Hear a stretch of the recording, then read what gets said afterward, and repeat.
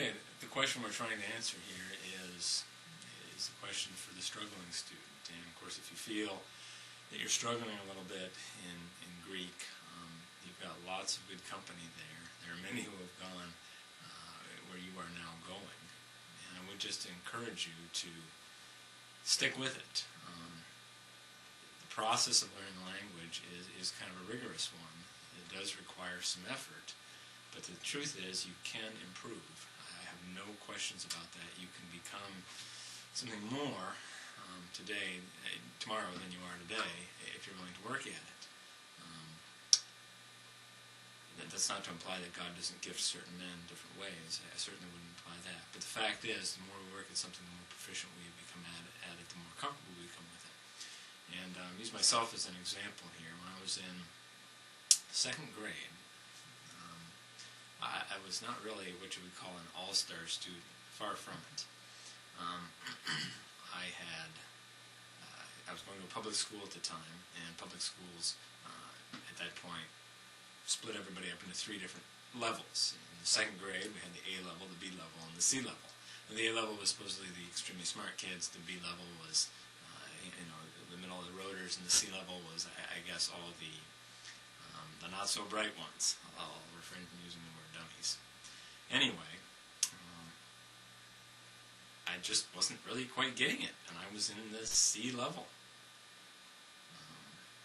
And it all kind of came to a head when my parents had a parent-teacher conference with my teacher. And she said, well, your son better have a job someday where he has a secretary, because he's never really going to be able to spell correctly. My parents, to say the least, were livid. He was a second grader, and they had given up on him in this public school system.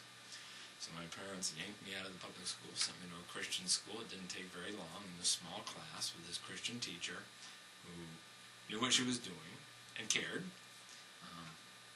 to get that thing figured out and get me some extra work. And I never really enjoyed English that much all the way through school. I felt like it was the worst subject I had. I couldn't understand it. In math, 2 is always 2. But in other subjects, especially English, things aren't so nice and neat and tidy as they maybe always would appear. But somewhere along that long process of being forced to do something that I really didn't want to do at the time, I did figure it out. And when I got back to the public high school, the Christian school I was going to, stopped at grade 8. Funny thing had happened. I was now back in all the A-level classes where I had left the public school system in the C-level classes. Same student being compared against many of the same students, some of which I even remembered from when I was a second grader. What had changed? Well, I couldn't say that I was necessarily very diligent at that time as a 3rd, 4th, 5th grader or whatever, but certainly somebody who was willing to encourage me and give me the tools that I need and just keep working at it made a huge change. And I'm sure that wherever you are right now, you can certainly improve on that and continue to learn and get better at what you're doing. But if you put in the effort to do so and have a real commitment to acquiring the tools that you need for ministry, you never know where you'll end up.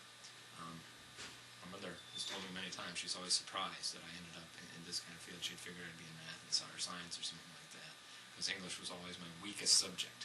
But now here I am, and I live in a world of words on a daily basis. So stick with it.